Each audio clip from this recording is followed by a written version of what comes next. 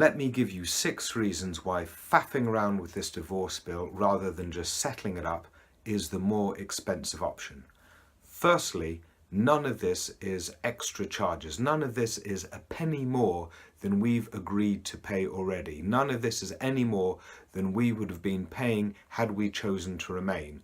Number 2, promises made to the UK public. On 14th of June 2016, Vote Leave said that if we voted to leave the EU, they pledge that we would be paying into the EU programmes until 2020. This is because these programmes and the stability of the programmes are important to farmers, they're important to the science community, they're important to structural and regional funding, etc., etc.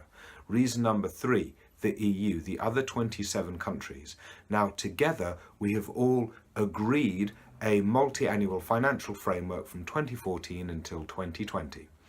And if we decide to pull the plug early, then that means those other 27 countries all have to come back to the drawing board and rearrange their finances just because of us not completing on our contracts. That doesn't set good groundwork for then going on and doing a trade deal with them. Reason number 4, the global angle. The rest of the world is watching. They're waiting to make trade deals with us or any kind of deals with us. If they see that we don't honour our contracts, we sign something and then we go and pull the plug early and we don't put those finances in, we can't be held to our word, then they're going to be very cautious about making deals with us. Reason number 5, sequencing. The EU27 said, sort out bills and citizens' rights first and then go on to the trade stuff. And our government agreed. Now our government are complaining about the very thing that they agreed 2 months ago. So that looks absolutely ridiculous. Why agree to it in the first place? I will tell you why I agree to it in the first place, because the sequencing makes sense. The sequencing is about, first you do the Article 50 stuff, which is the divorce stuff.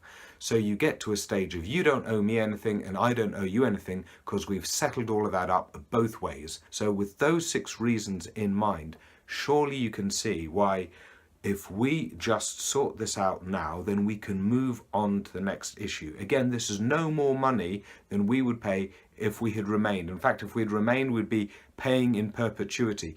This is just when you tie it up, and you tie it up in such a way that it is good for the UK, good for our relationships with the EU, good for our relationships with the world, and honouring what we've already agreed to. If we don't do that, and if we instead spend time faffing around, then that hurts our citizens abroad, that hurts fellow European citizens in this country who are now starting to leave, and also it hurts investment into this country and business certainty. So it doesn't make sense to be saying we don't owe you a penny, we're not going to pay unless we get trade deals later on further down.